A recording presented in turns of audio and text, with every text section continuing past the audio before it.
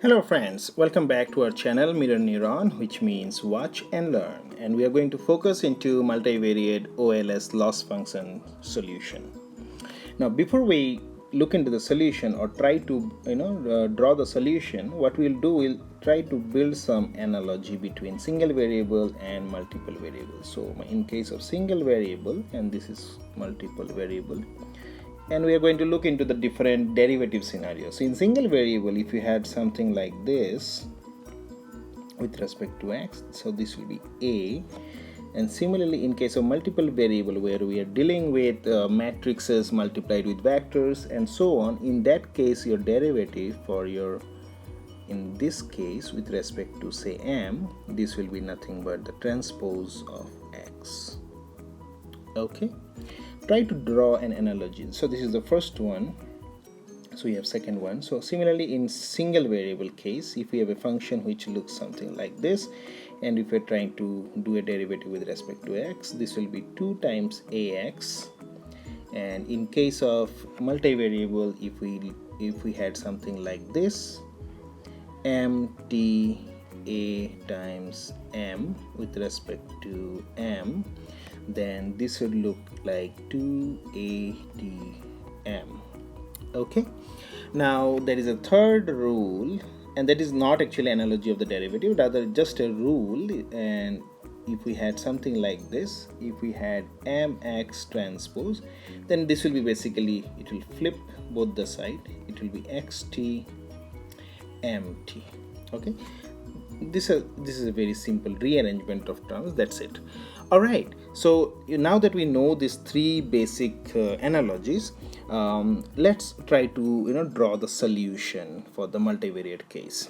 Okay, so we know that our loss function looks something like this from our previous video, transpose t times y minus xm, and all we are going to do is take the derivative of this with respect to the coefficient, and we'll set this equal to 0. Okay, so the first, what we'll do, we'll try to multiply the terms so that it becomes easier for us to see what we are trying to solve here. So we are taking the y transpose times y, so this will look like as y transpose times y. Then we are taking the y transpose times xm, so we have y transpose times xm. Then if you see here, this term itself will be transposed, so it will be basically mt times xt, which is the third analogy that we saw, times y. This minus and minus will be plus now, and then again this will be the transpose, so it will be mt times xt times xm, and this should be equal to 0. Alright, so now if I take the derivative, so in this case there are no factors of m, so this will be straight away 0. This one will get transposed from the first analogy, so this will be minus of x times x transpose times y, minus, then this will be your x transpose y, plus 2 times of xt. This is the second analogy, if you see here, and then this should be equal to 0. So if you see, these two terms are same, so we can remove the factor of 2, so you basically will have negative xt transpose y plus xt times x of m, and from this we can calculate the value of m, so it will look like this.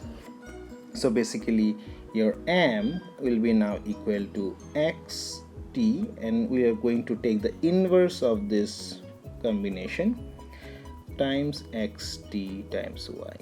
Now we can only solve m provided this inverse exists. Okay, and this inverse will exist if x is a full rank matrix. And what does that mean?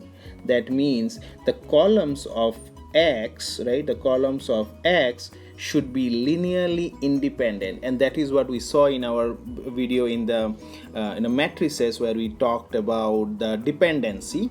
So basically your first column should not be linearly dependent on any of the other columns, and similarly for all the columns. So that means your columns should be linearly independent, and that is when it will be called as a full rank matrix. And if this is a full rank matrix, then only we can calculate these particular values here, and that is one of the cons of using this OLS method. Alright, so I hope you have learned something new today, and thanks for continuing and supporting us to make us these interesting videos. So thanks again for watching. So you take care, and we'll bring up with more interesting content for you. Thanks.